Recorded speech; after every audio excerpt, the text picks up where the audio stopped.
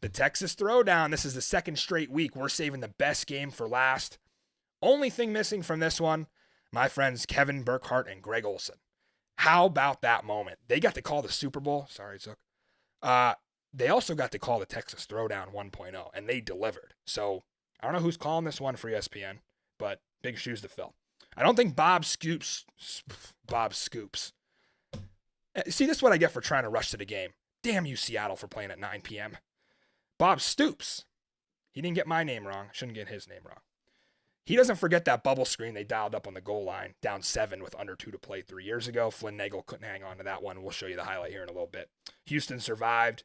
These two teams, remember, are going to play 3 times this year, twice in the regular season and once in the XFL South title game in the playoffs. Calling it already. San Antonio and Orlando are not going to be in the playoffs. We know this is going to be the XFL South title game, so it's going to be interesting to see who wins the first one, who can throw that first punch, get that first win under their belt. Arlington's offense under Jonathan Hayes, Chuck Long, Houston defense under Wade Phillips and Brian Stewart. Great matchup here. Obviously, Trent Harris was the star in that Texas flag for Roughnecks in week 1. Much tougher sledding for him this week. He's going to go one-on-one with Garrett McGinn, one of the best linemen in the XFL.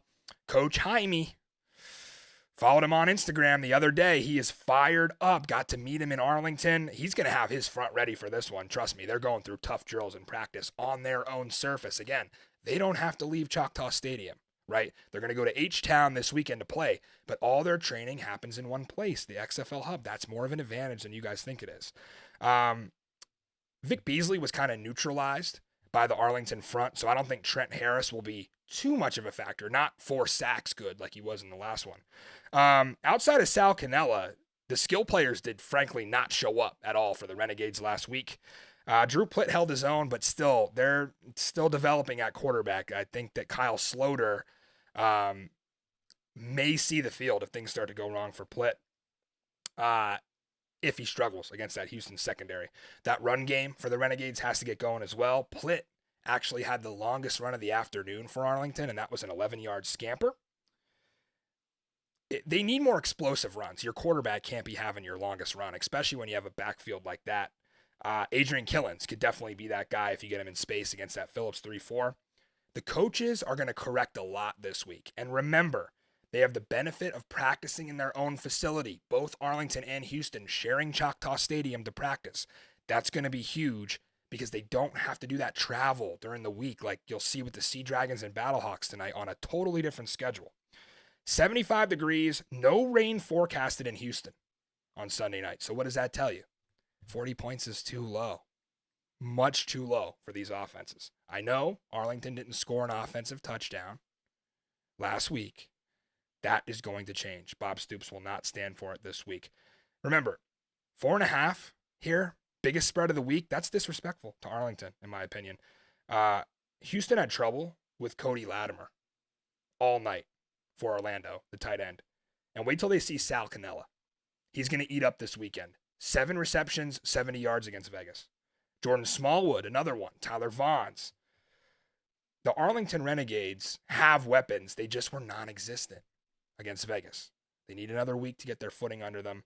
Rennell Hall should be back. He was out with a concussion week 1. This is an offense that was held without a touchdown, like I said, but still found a way to win. Just find a way to win in this league. Put yourself in position to make the playoffs. And if this comes down to the kickers, Arlington has the best one in the league with Taylor Russolino.